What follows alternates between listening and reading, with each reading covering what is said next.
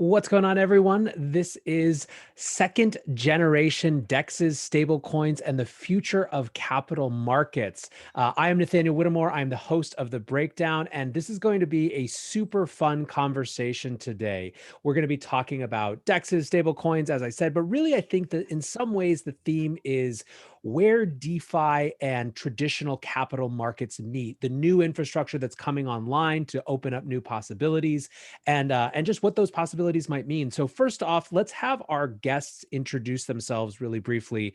Jeremy, let's start with you, and then we'll move over to Sam. Yeah, sure. Hey, Jeremy Allaire, founder and CEO at Circle. We've been working in the crypto space for about 7 years, and right now are really focused on how do we bring traditional forms of money like fiat and digital currency together, and building market infrastructure and platform services for people who are building on that with USDC. All right, Sam. Yeah, my name's Sam Bankman-Fried. I'm the CEO of FTX. It's a global crypto derivatives exchange, and I've recently been spearheading Project Serum, which is a decentralized ecosystem built on Solana. Awesome. So much to dig into here. I want to start with something that, Jeremy, you said in one of our prep calls for this. You said the essence of capital markets is that they move at the speed of information. And what you were talking about was whether and how our crypto infrastructure is catching up to move at that speed. So I'd love to get your sense, and then we can pull Sam in as well, about how you've seen the state of crypto infrastructure evolve in the context of being able to actually participate, interact with, and eventually disrupt or change capital markets. And then maybe we can move into with Sam talking about some of the new innovations that are coming online today around market infrastructure. Yeah, sure. I mean, I think the sort of, if you think about blockchains as like this base layer, kind of operating system layer for a certain class of sort of record-keeping applications, financial applications, et cetera. There's lots of different things that you can build on top of that, obviously. So layering things like fiat on top of that is really, really critical, and having a base layer that you can use for moving value around is really core. And then there's sort of next layers on top of that, and market structures. Whether that be two individuals or two firms facing each other in a transaction or a trade, all these can kind of be built up and layered on top of that. And when you look at markets themselves, so much of what happens in traditional capital markets is fundamentally about people having an edge on information, and being able to use that information edge to make a trade, to determine where value is going to shift. And blockchains themselves are amazing because they give you an infrastructure where you can transact directly with anyone. But historically, Bitcoin obviously started out with 30 to 60 minutes to know that a transaction is good, and the speed in a sense of the verifiable kind of transactions is slow, and Ethereum sped that up. But if you really want to start using this as an infrastructure for making market-based decisions, it needs to be significantly faster. And so actually I took this from Anatoly from Solana, who talks about the sort of speed of data on fiber going around the world is 80 milliseconds, or neutrinos through the earth at 40 milliseconds, or what have you. I mean, if you have a market infrastructure that can move faster, it's going to allow you to just do more and trade and make more, fundamentally more market decisions more efficiently. Having a global open infrastructure for that is pretty dramatic. In the past, you've had to really rely on, very, very centralized infrastructure, and you'd have to rely upon, people putting infrastructure right next to that very centralized infrastructure to get these, small, kind of edges in the market. But if you want to have an open global market, which is what blockchains portend to do, you still want it to be as fast as possible. So it's just really about pushing the boundaries of speed. in the transmission of information on blockchains. And I think we're seeing great progress in that. I mean, I think we're seeing that with third generation chains that are in deployment now and are starting to bring that from minutes or hours to minutes to seconds to milliseconds. So, Sam, you've obviously been thinking about market infrastructure and the convergence of crypto markets and capital markets in a variety of different contexts. But over the past few months, or really, I guess, over the course of 2020, you got really interested in the DeFi space as a potential next frontier. How did that interest start to form? And when you started to look at it, what were the market infrastructure questions that you had going in? Yeah, it's a good question. And I think that sort of going in, I felt like I was just not excited by it. And I think the first thing that happened was I got excited. And the big thing that got me really excited was composability. And in particular, this notion that if you have on-chain programs, they can interact with other on-chain programs. They can get something which is greater than the sum of the parts. And I think that that's super powerful. And then sort of the next thing that happened basically was, we started fucking around with stuff and trying to build stuff, I don't know, here's the thing, let's try and throw it together. And quickly realized a few things. The first was that throughput really matters. It's, everything that we tried to build, we're like, oh God, can't do that. Not enough throughput. That would use up 100 times the entire Ethereum blockchain's throughput. That's not going to fly. And so that was sort of the first thing. And then the second was reflecting on what's the goal? Why are we building a DeFi thing? And if your goal to build the DeFi thing is you want to have a DeFi token because people like buying DeFi tokens right now, more power to you. No judgment here, but that's not what's gonna bring the space forward. That's just maybe kind of a good trade. To the extent that you really want to build the future of the space, I don't know if it's gonna be in DeFi, but if it is, it's gonna have to fight. It's gonna have to compete with centralized applications on their own terms. You're never gonna convince a billion people, hey, use this DeFi product. It's terrible and unusable compared to everything you're used to, but it's more decentralized. That pitch just isn't going to scale. You'll get some people that way, but the history of firms trying to do that, I mean, it's hard to even think of a successful firm where that's been their pitch. Your pitch has to be this is better than what you get through other means, because the drawbacks are just not very big. And the power that you get from things like composability and ease of access is just huge. And what that means is that you need to be able to build the applications people want, not some constrained set of applications that you can squeeze into the confines of DeFi. And that means DeFi needs to be big, and it needs to scale, and it needs to be powerful.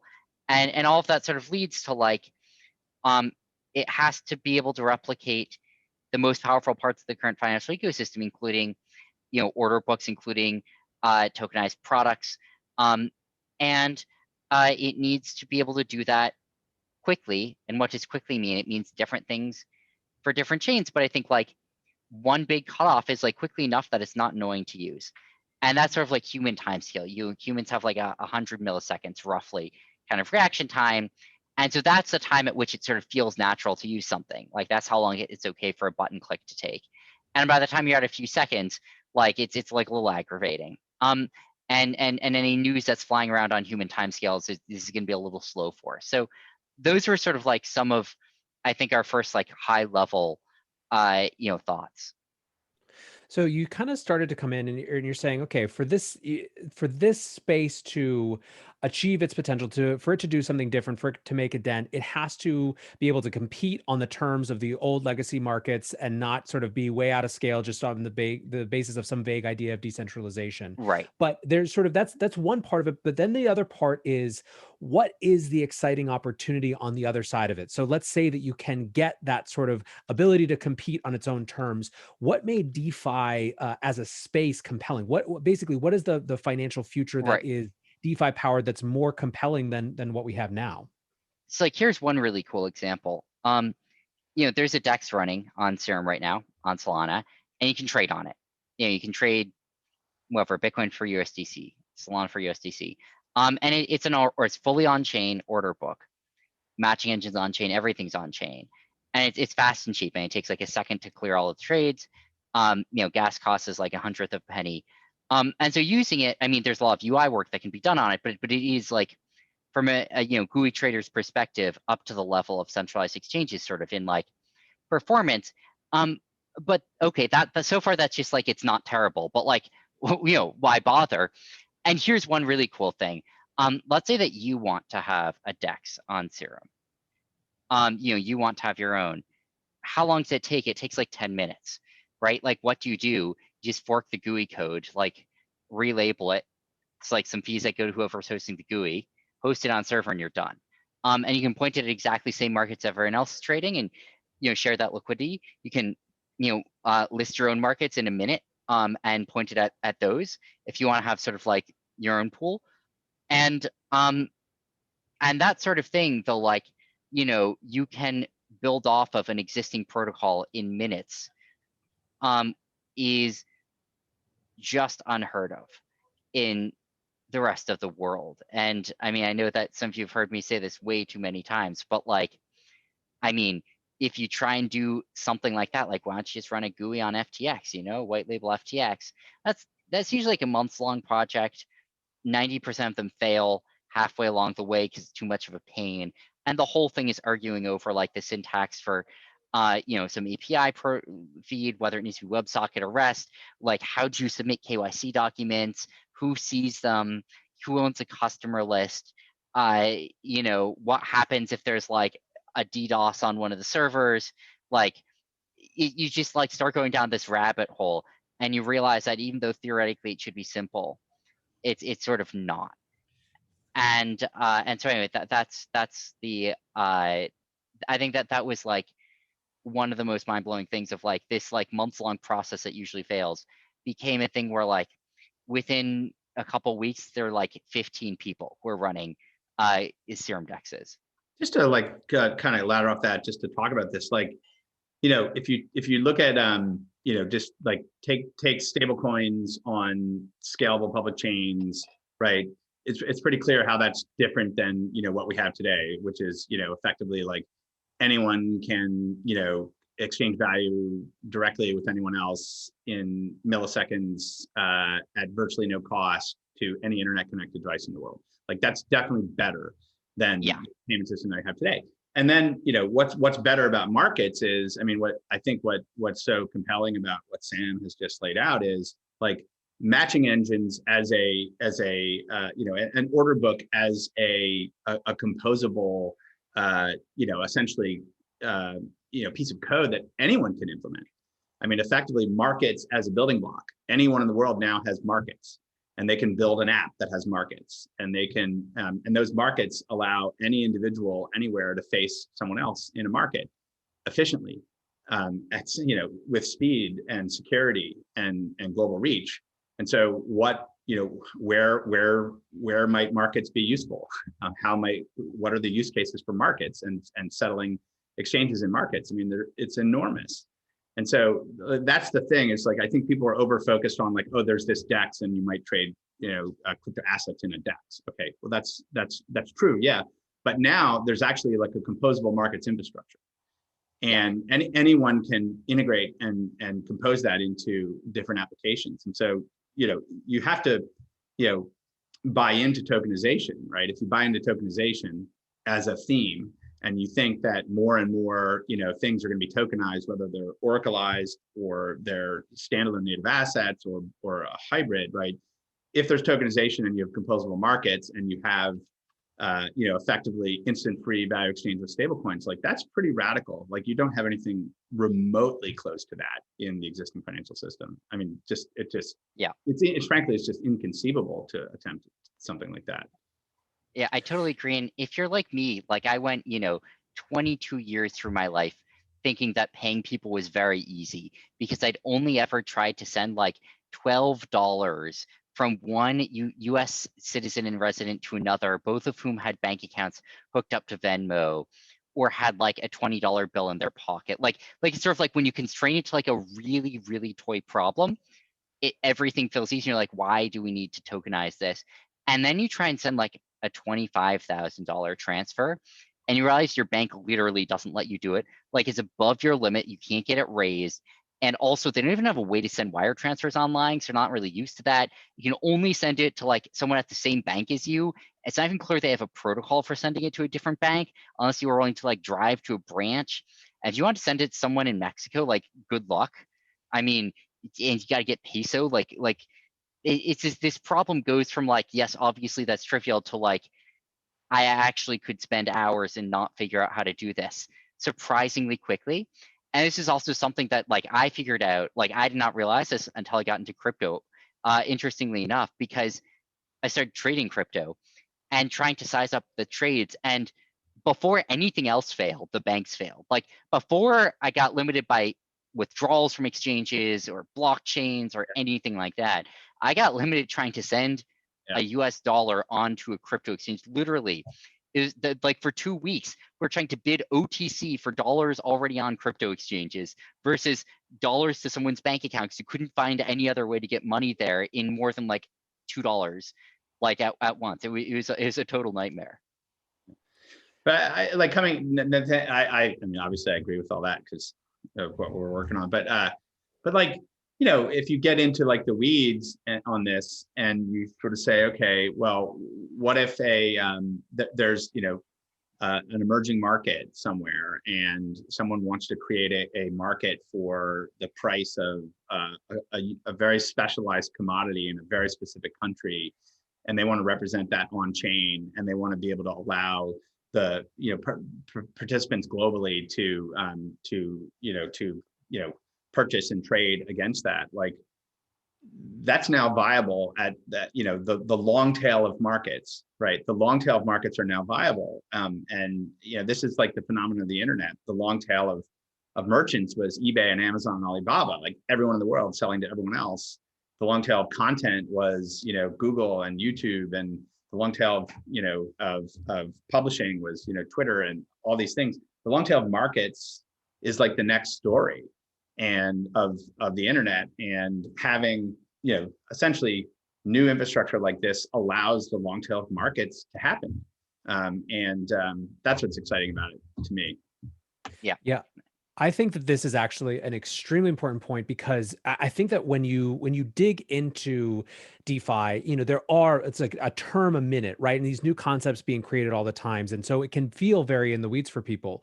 But that point that you just landed on, Jeremy, I think is really, really important to layer on or dig into a little bit. This idea, this conversation is called the future of capital markets. And it's hard to conceive of now a world, for example, before people on the internet had the ability to create content and express their minds. But the whole first generation of the internet was just completely read-only, more or less, right? It was all of us kind of getting whatever a small handful of publishers were giving us. Social media comes around and it completely transforms the way that we think about knowledge, information, the spread of media. I mean, we're living through a moment of extreme changes and challenges to media because of people being able to create counterexamples. And in my estimation, there's been this huge constraint on creativity in market creation, right? What people have been able to do is act within markets as they've been constructed by largely outside forces, rather than what entrepreneurs do all the time in other sectors, which is recreate and reimagine the fundamentals and ways in which they interact as a whole. Right. I mean, like there's so many analogies. Like I remember my last company was Brightco, was an online video company. And when we started, we were like, everyone in the world's going to publish video. Every corporation is going to do video.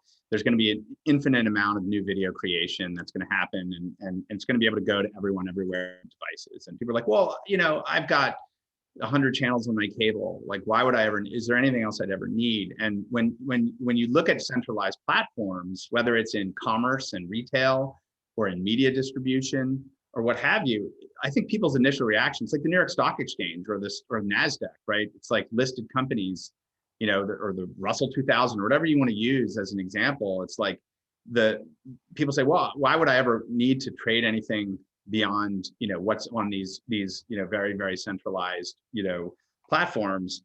And the reality is there's an infinite amount. And when you look at what happened in media, like Netflix was the perfect example of that in videos. Like, yeah, actually, I would much rather have a long tail market. Or in advertising, I would much rather have an advertising system that wasn't just a bunch of paid 30-second commercials from Madison Avenue television advertisers. I'd rather have highly personalized, tailored ads that goes all the way down to like the tennis instructor that wants to find someone in their neighborhood to actually provide a service to, and they can bid in an auction in a market infrastructure to do that. We haven't had that in financial markets, and I think that's it's hard for people to see it, right? Just like when in 2003, it was hard for people to see a world of online video that was like a celestial video jukebox that was infinite, or to even see something like Spotify or what have you.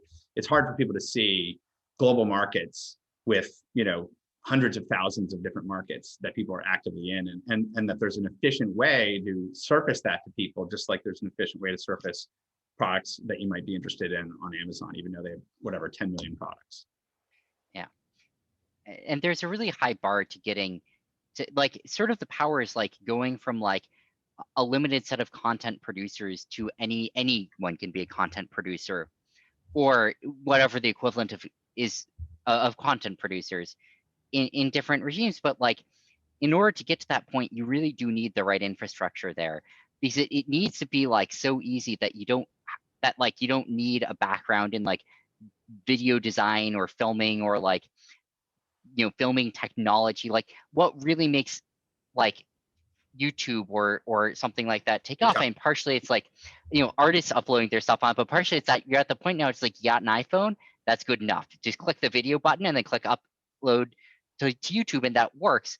And so some of this also is making the interfacing and the structure and the support clean and simple and scalable enough that you don't need to reinvent the wheel each time to upload something. Actually, anyone can do it. Yeah, I think that this also gets to a kind of what level of maturity this infrastructure needs to get at, where in some ways it's almost abstracted away from the creativity, because it itself, those interfaces can become constraints on it. So I want to come back to the composable pieces of this landscape that are coming together, but I want to start with one which has been maybe one that, for people who have been paying attention to crypto and stablecoins specifically, obviously have been paying more attention to, which is the maturation of payments in the context of stablecoins. So Jeremy, let's talk a little bit about how the stablecoin landscape has changed, evolved this year, expanded this year, and kind of how it's finding its way into multiple different use cases, everything from, kind of dealing with very fast changing macro landscapes to providing a new infrastructure layer for DeFi. Yeah, I mean, there's a lot in there, obviously.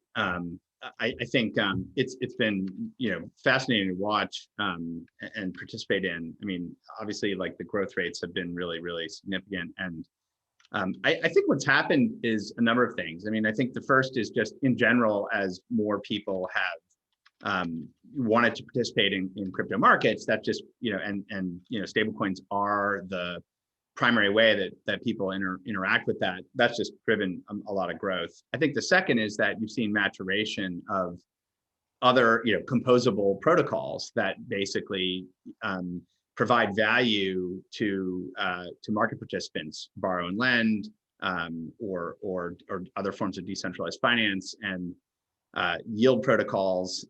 All these things have created incredible demand for stablecoins. And what's powerful about it is that people around the world who haven't had access to capabilities like that if they have access to stable coins, then they can participate in these financial services in new ways. And so that's certainly driven demand. But what we've seen is also just more and more as firms, as businesses, and individuals start to use stable coins, they're sticky. They don't want to leave it. They realize that once they're using a stable coin, that it's just a far superior form of transacting and payments. And so what we're finding is more and more businesses that are saying, I want to use this for different forms of payments that I have in what I do. And so it's really organically growing. And you see this in terms of what happens in the market when when people are getting out of crypto, they're then holding stable coins, or they're getting out of volatile assets and they're holding stable coins, and they're basically saying, well, why would I go back to fiat? Why don't I just stay in this? Because I now have something that works at the speed of the internet. And so just the utility value is starting to pick up for more businesses, and we're seeing just more and more companies that are starting to embrace this as just a more general payment and settlement medium. What we haven't yet reached is the integration of this infrastructure into what the average consumer thinks of as like their mainstream digital wallet app. So your Venmo or your Square Cash or your Revolut or pick your digital wallet around the world.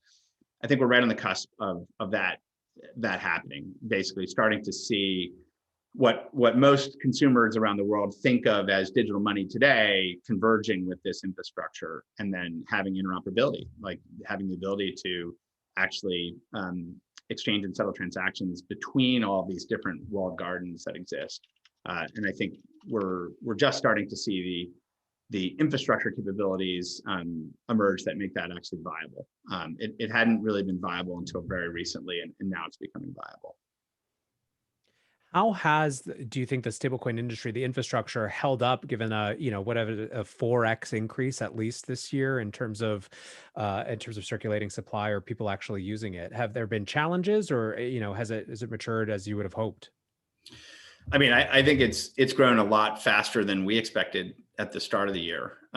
So it's hard to know, it's hard to predict, obviously, at any given time, like what's going to be driving global demand. I mean, the COVID and the pandemic has accelerated a lot of this. Like you just sort of see the correlation to more people wanting to just use blockchains for transactions, and obviously crypto markets has been a big piece of that too. But it's hard to know entirely what all those catalysts are going to be. I mean, I think over the next year, like now that we've seen the growth that we have so far this year, and the year's obviously not done, and so many more institutions are getting comfortable with this as like a legitimate market infrastructure. We're starting to see indicators of, much larger segments of what I'd think of as traditional finance or traditional payments moving towards this. And so, it's important to step back and realize that these are small numbers still, right? These are really small numbers, $20 billion in stablecoin issuance or whatnot. When you think about just, dollar assets writ large, dollar money markets, other forms of kind of short-term fixed income, all these different kind of categories that exist out there, and the movement of that to on-chain assets, I think the numbers that we're looking at now are going to look incredibly small over the next 2 to 3 years. Yeah, I tend to agree. So I want to bring it back to Sam, something that you kind of started mentioning, used as an example, but we didn't really define or get into, which is sort of Serum, and it's sort of the pivot point when you went from just exploring DeFi and getting interested and seeing its possibilities to having these critiques. I guess first question is, what got you guys over the edge of wanting to actually build something rather than just keep paying attention to the interesting things that might be? Yeah, it's a good question. I mean, I think that basically the answer was like, either we just had to build something simple, or we had to not build on Ethereum. And if we're going to do that, there wasn't going to be adoption at the beginning either way. And so it's sort of like, you know, you might as well either like, either sort of like go for the biggest thing you can find and sort of the most exciting and ambitious thing, or just do something simple. And so when we decide for the latter, and given sort of given the excitement around DeFi and the potential of it, it seemed like there's just a lot of potential in doing something right. And and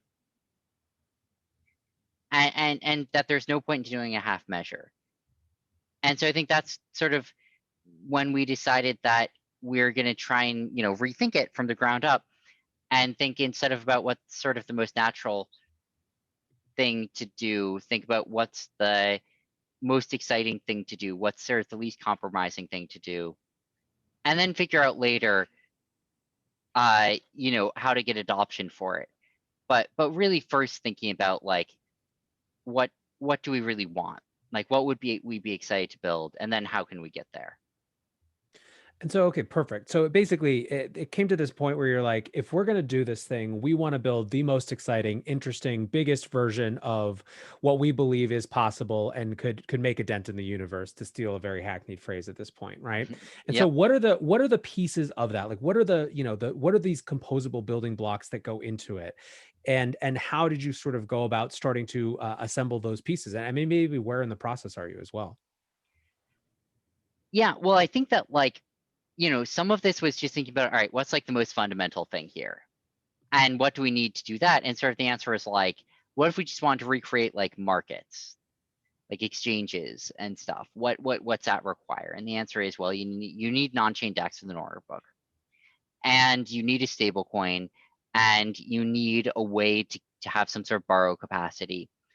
And and that sort of just led naturally to like, all right, well, what you need to get there? Like, what are sort of the fundamental pieces that are required to get those? And fast blockchain was one of them.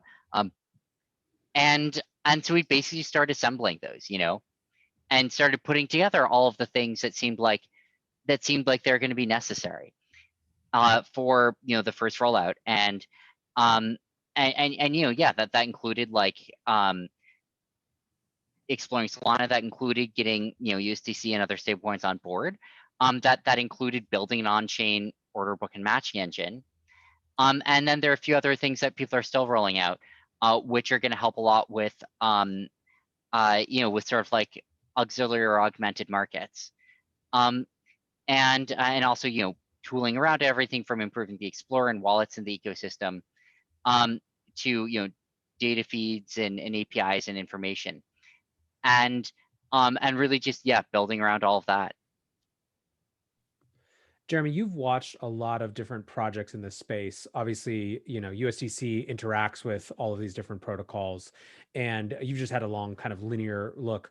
What was interesting to you about Project Serum as you started to come on? And I mean, I guess maybe to put it kind of even in a bigger context, you were the one who introduced this idea that maybe we weren't just talking about second generation DEXs, but second generation DeFi.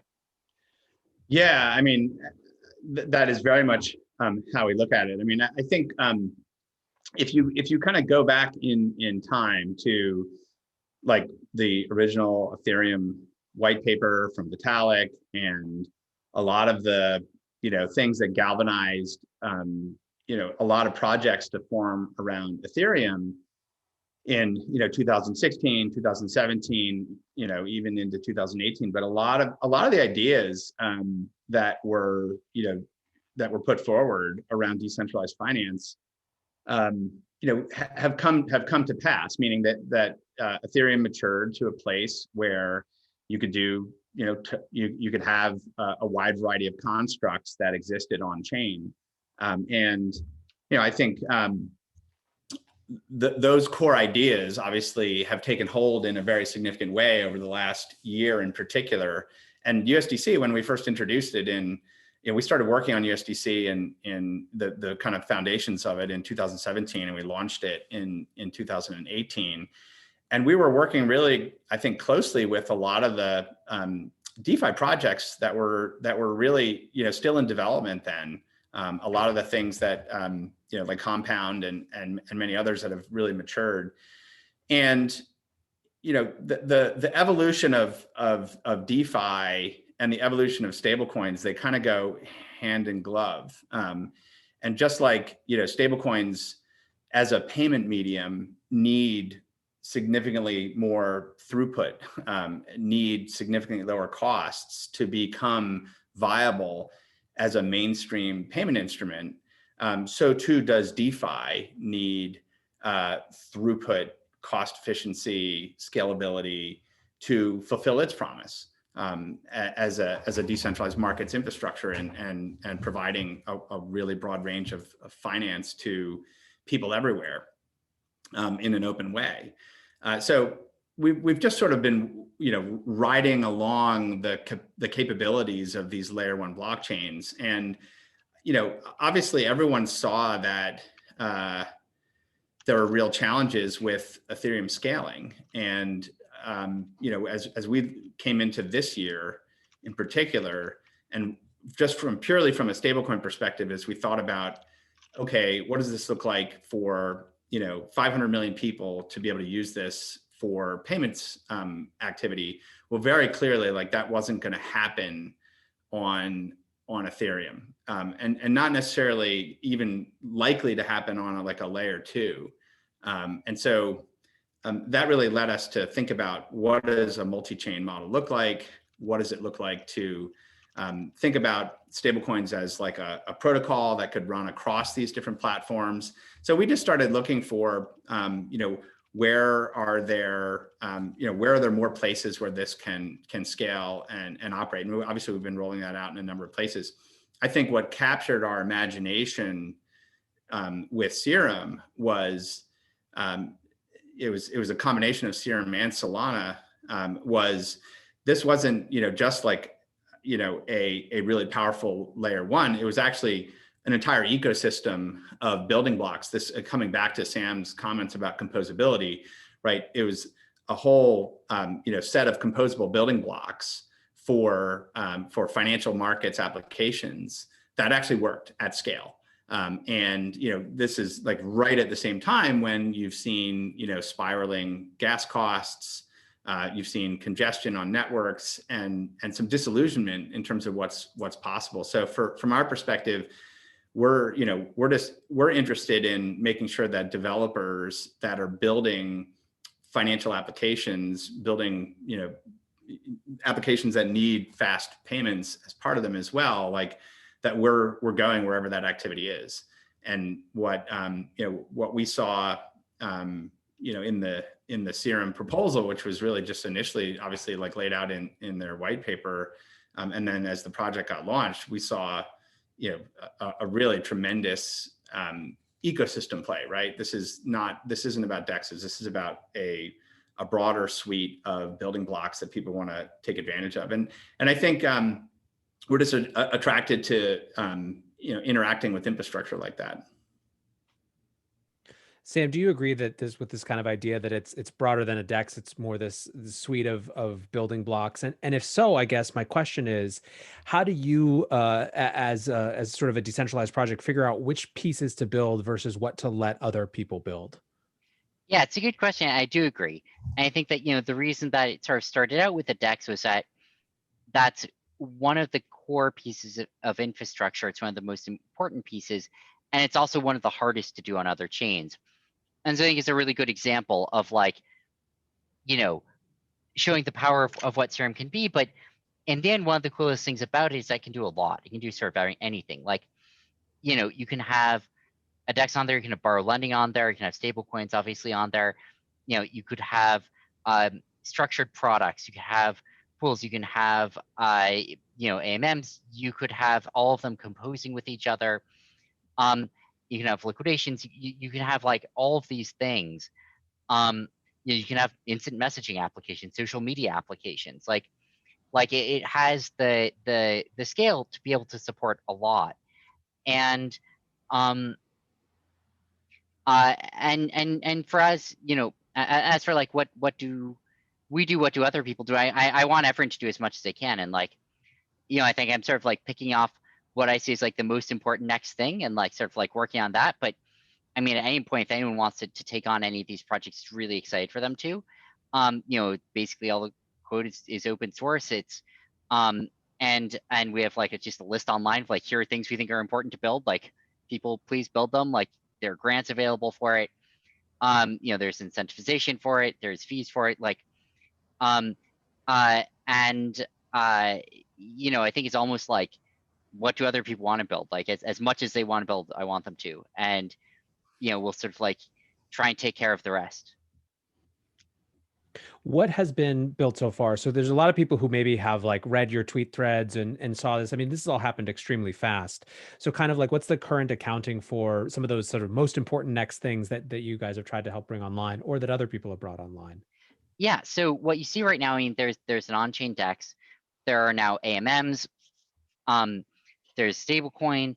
There's bridge, and there's I think that's sort of like the core things that you see.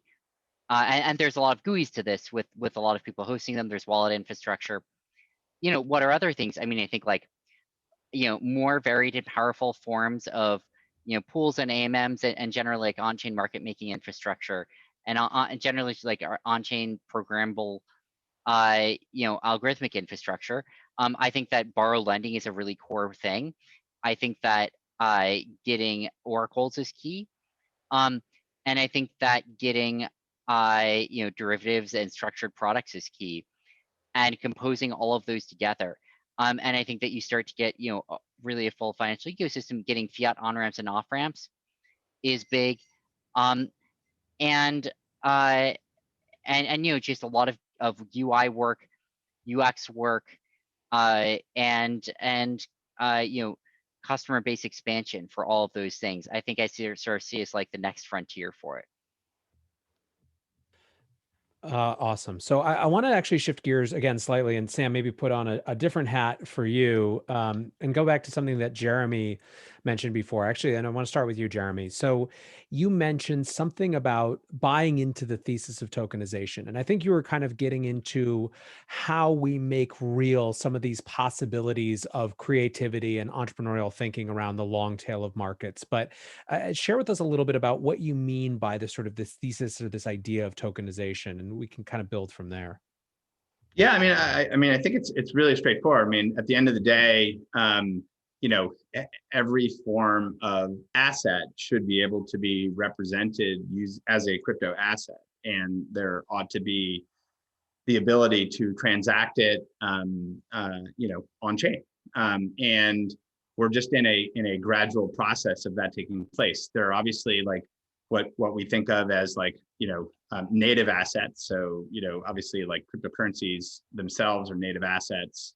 You have tokenized projects, like Serum is a tokenized project. There's Compound is a tokenized project. You have tokenized projects which are also native, but it's this connectivity between other types of assets that are building blocks in the existing commercial world and on-chain transacting. So stablecoins, in particular, like full reserve, fiat-backed, stablecoins are by far like the most widely adopted example of a tokenized asset in crypto today, right?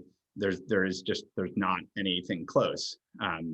And people understand, that these are, and obviously there's varying approaches to that, but if you just use USDC as an example, like there's a public auditor, there are commercial banks, there's regulated financial institutions, and there's a framework for issuance, and there is there's a trust layer there, but fundamentally you're unleashing the capability of the US dollar, but it's a tokenized asset, and so that's really, really powerful because you can transact it on the public internet with all these inherent benefits, right? So the next obvious thing is tokenization of other assets. So I mean, today was I think really relevant because Sam just launched tokenized. The biggest stocks in tech are tokenized assets on FTX today, and the SPY just launched like a half hour ago or whatever it was. Yep. And that's what I'm talking about. I mean, like we're in this process of seeing other things that exist. I mean, at the end of the day, like a DTCC record is just a database, and there's a record at the DTCC of like some ownership in a stock, and then there's a bunch of, you know, transfer agents and brokerages and others that have like some, you know, fiduciary obligation around that record. At the end of the day, it's just a record, and that record has certain, you know, it confers certain legal rights and entitlements. But at the end of the day, it's just a record, and so if you can externalize those records from those, you know, warehouses as it were, and that's what DTC used to be. It used to be like a bunch of like stock certificates in a warehouse. It still is, in fact, with a lot of stuff. But and put those records, as it were, in a tokenized form on chain, you open up the access to those markets globally.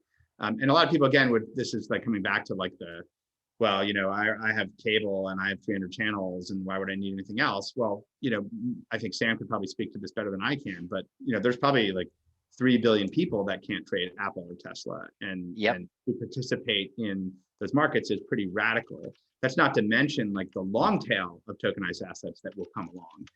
And I use the example of like there's, you know, potentially there's like a market for a particular, you know, good in a country like Guatemala, like coffee or whatever. And if you can have that market become tokenized and have it efficiently executed on a blockchain where people can participate in it, that's potentially radical for the coffee growers or whatever it is in those cases. And so tokenization is about taking these records from the existing system and putting them in a crypto asset form, so that they can participate, that people everywhere can participate in those markets more directly. So Sam, let's hear about what you actually launched today and perhaps how it came together.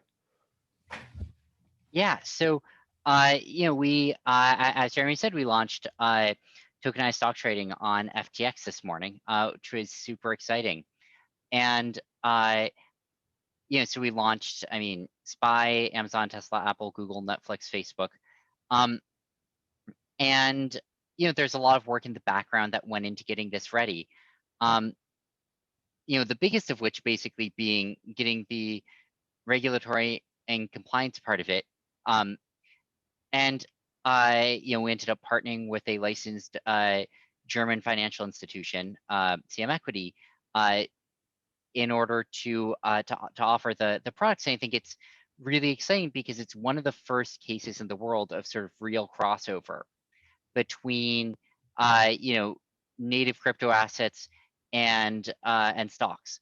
And you know, I think there's sort of like a few key things to it. One is providing a single platform in which, you know, customers can access both of them.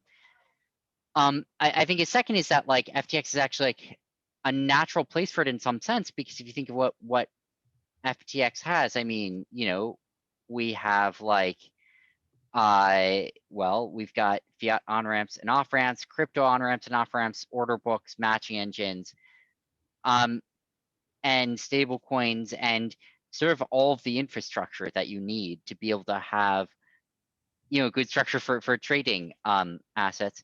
And then the third being that, as Jeremy said, like, I think that it's easy, you know, if you're in the States, to say like, oh yeah, whatever, I have like all these brokerage accounts, that's fine. You get internationally, and this is not a product offered for the States. This is offered outside of the States. And I mean, it's all over the place. And like, you know, if I said, hey, you know, you're in the United States, like, do you want to go buy a Turkish stock? Probably like, oh God, I have no idea. Like, I don't even know where to start, right? I think like you can flip it on its side, you know, hey, you're in Turkey, like, you want to go buy a US stock? And it's a little easier, like US stocks are among the most prevalent, but even so, like, it's really all over the place, all over the world, and it really mirrors like the same thing with fiat, right? Like, you know, you're in Turkey, you want to send some dollars to someone in Brazil, and I mean, it's not easy, you know, and like stable coins are a really good medium for that. And I think you see something similar here where, you know, depending on where you are, like these might not be much of a product built for you. And so this was a really nice way to you know, get at that. I think just one other comment to add to this, which is I think like to bridge these worlds, like you have like a native tokenized form of let's just call it a corporate form, right? So like you have a project where there are people contributing, there's capital formation around the project, there's a way in which there's governance in the project, there's voting, there's ways in which value gets dispersed, there's ways in which people can utilize that tokenized form to organize work. And Serum's an example of that. And there's lots of examples of people who are they're creating things that are tokenized forms of organization and output that are not equities.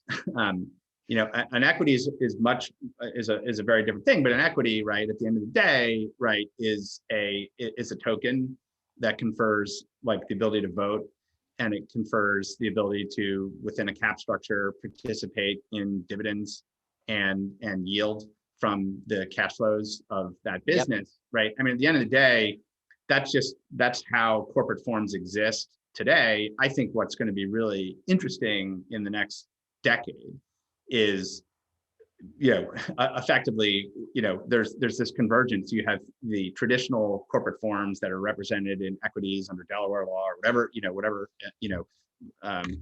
jurisdiction, and the ways that that organizes the treasury of an organization and the funds flows of an organization. Then there's going to be on-chain forms that are created, which the treasury is all in stablecoins for the native asset, and the organization form is conducted on chain. And I mean, that to me is the future of capital markets in the long run, is truly tokenized corporate forms that exist entirely on chain, where the entire organization of labor, output, everything is all conducted that way.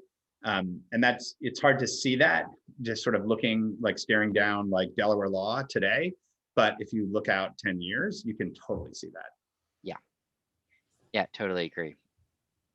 And where you see the first embers of that is also can be really interesting. In fact, just before this conversation, I was interviewing someone in Nigeria about end SARS protests and how Bitcoin and crypto became used as a solution to get down around government shutting down access to banking infrastructure for these sort of decentralized groups organizing the protest. And interestingly, it paralleled exactly what you were just saying, Jeremy, where their first step on this journey was, we have a specific need that this new money technology can solve in terms of getting around the infrastructure, but they very quickly went to, this is a different way to organize the entire set of activities that we want to pursue that aren't just limited to this sort of movement. And they went right into thinking about DAOs and things like that. So while it is hard to draw these leaps if you're just getting into it, they start to become apparent in some ways the further you stare at them.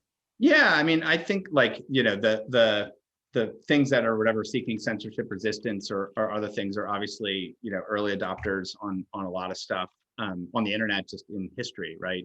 But I think I think that if you were somewhere in the world and you're starting a project and you want to organize people to participate in that, and you need to find a way to incentivize that participation, and you need a way to organize how you're going to store your money and pay people and all that, increasingly, I think as this infrastructure, things like what we're talking about here is in place, then more and more people will say, well, I'm just going to start it with a crypto native form, because that's going to allow me as an entrepreneur or as a project creator to have the widest possible participation in it around the world.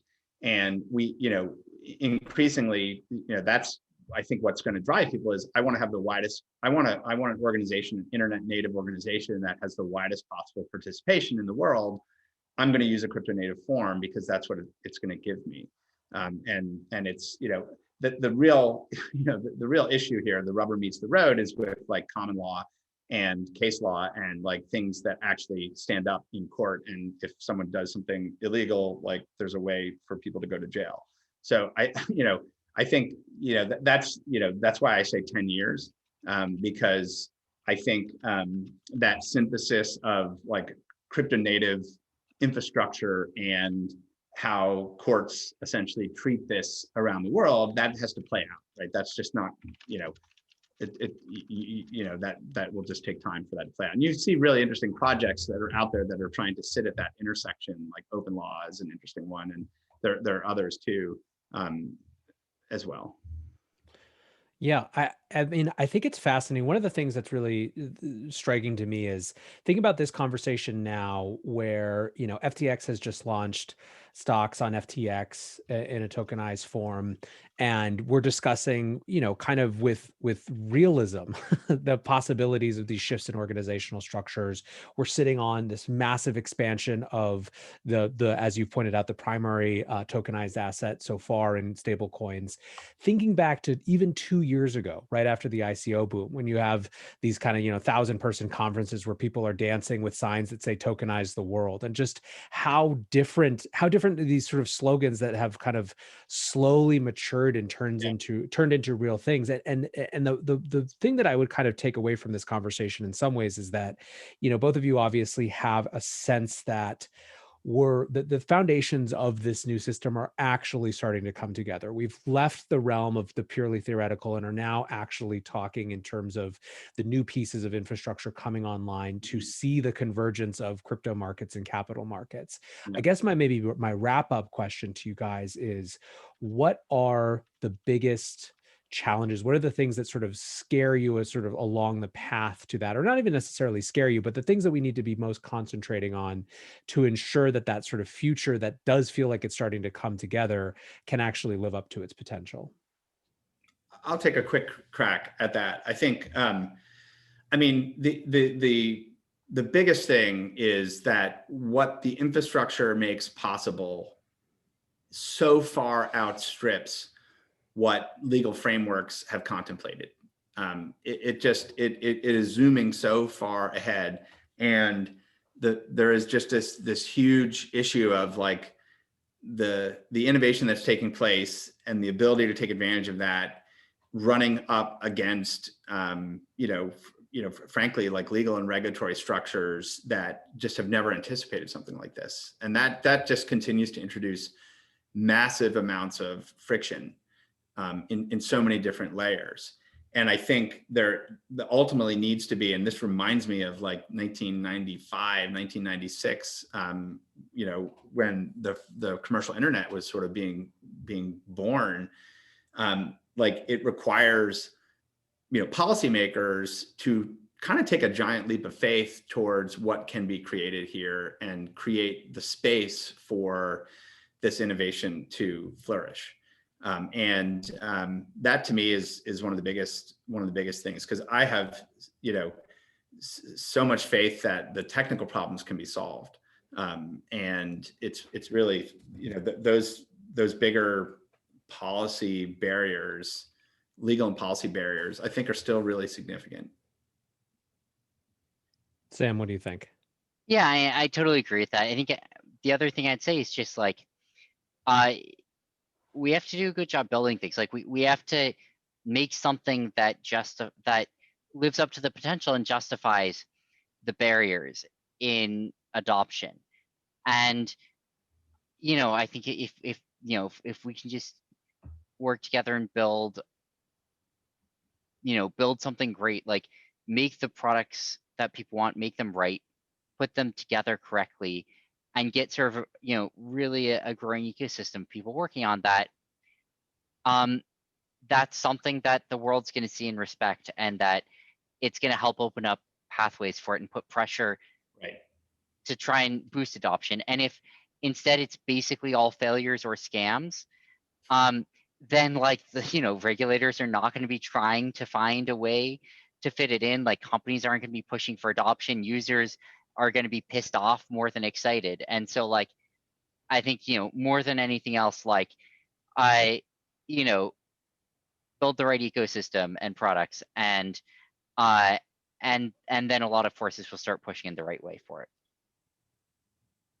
Yeah, I think that that's right on. And one of the things that I find really notable is every time these sort of set of technologies recruits a new ally, be it a big corporate ally or just more users, it creates its own sort of self-fulfilling prophecy, Sam, in exactly the way that you just described, where there's more people who want to fight for that space, those clear perimeters. And I know talking to both of you that you both have a lot of optimism in this. Whatever challenges that are kind of ahead, I think that you both have a sense that these really are the future of capital markets being built right now. So I guess maybe let's leave it on that thought. Is that the case? Is it right in saying that this is the future that we're seeing being born right now?